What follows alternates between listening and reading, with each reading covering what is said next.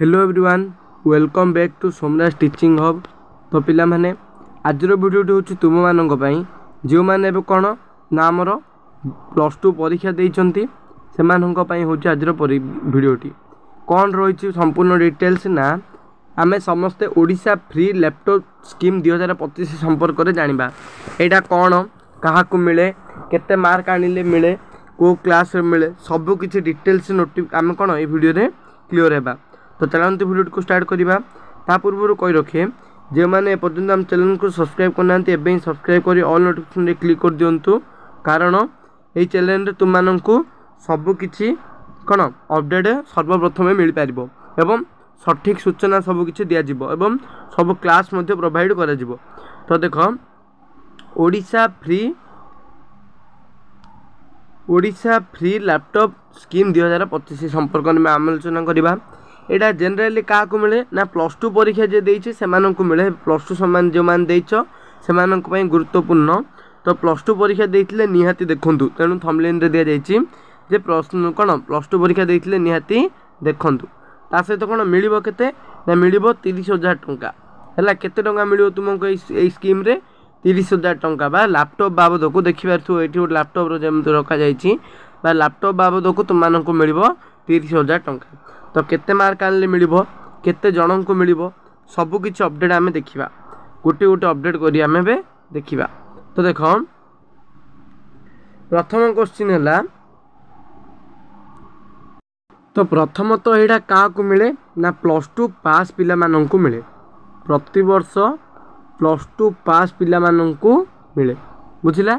आउ ओडिसा रो हैला आम ऑल ओडिसा रो पाखापाखि 12,000 रु ऊर्ध्व पिला मानन को ही योजना बा स्कीम टी मिले। तो केबे मिले ना तुम मानकर एबे प्लस टू रिजल्ट खाता देखा चलछि प्लस टू खाता देखा सरला पर रिजल्ट आसीबो रिजल्ट मे आसीबो मे 15 सुधा रे आसीयो तुम मानकर रिजल्ट आसिला परे तुम मानकर ए स्कीम विषय रे पूरा पूरी डिटेल्स वीडियो आम तुम मानक ए चैनल रे मिल जिवो। आउ किए किए अप्लाई करिवो कौन तो देख प्रति वर्ष आम अप्लाई करिया पूर्व गोटे मेरिट लिस्ट आसियो बुझला ना लैपटॉप ड्यूटी गोटे मेरिट लिस्ट आसियो ता ना एबे चेंज करी हे जाइछि गोपबंधु विद्यानिधि योजना गोपबंधु विद्यानिधि योजना हो जाइछि। तो आसीबो मेरिट लिस्ट आसिले मेरिट लिस्ट रे जो मानकर नाम थिबो मेरिट लिस्ट जो मानकर नाम थिबो से माने इटा को अप्लाई करि परिबे। तो को मानकर नाम थिबो केमति जानिबा ना मेरिट लिस्ट आसिले सर्वप्रथम तुम मानक आम चैनल रे ही दिया जिवो किंतु एबे नो मेरिट लिस्ट आसीबा को पाखापाखि तुम मानकर पाखापाखि कोन प्लस टू रिजल्ट बाहरिबो मे रे बाहरिबो। तो मे माने पाखापाखि तुम मानकर मे शेष सप्ताह बा जून रे आसीबो तुम मानकर जून नुह भी तुम मैंने एडमिशन नेबा पर सेते बेल को ही तुम मानकर आसे थिबो जून रे ही आसीबो मोटामोटी भाव जून प्रथम बा द्वितीय सप्ताह बेल को तुम मानकर मेरिट लिस्ट प्रकाश पाइबो। तो केते मार्क आनले मिलिबो एबे रहिला एडा गोटे कथा ना को वर्ष केते कट ऑफ जाई थाए मिनिमम जदि साइंस पिला ए वर्ष तो क्वेश्चन पैटर्न बहुत इजी अछि तेणु साइंस पिला मिनिमम 75% निहाती आनिबा परिबो 75 भी हबो नाही मिनिमम ए वर्ष 80 जाई पार ए वर्ष 80% जाई पारे काहे ना ए वर्ष क्वेश्चन लेवल पूरा इजी अछि हला मिनिमम 80% का पई ना साइंस पई बुझला साइंस पिला नक पई मिलिबो एडा प्रति कॉलेज रु मिलिबो किछि किछि पिलांकु हला प्रति ब्लॉक रु मिलिबो पिलांकु। आउ हमर आर्ट्स पिला माननकु आर्ट्स रो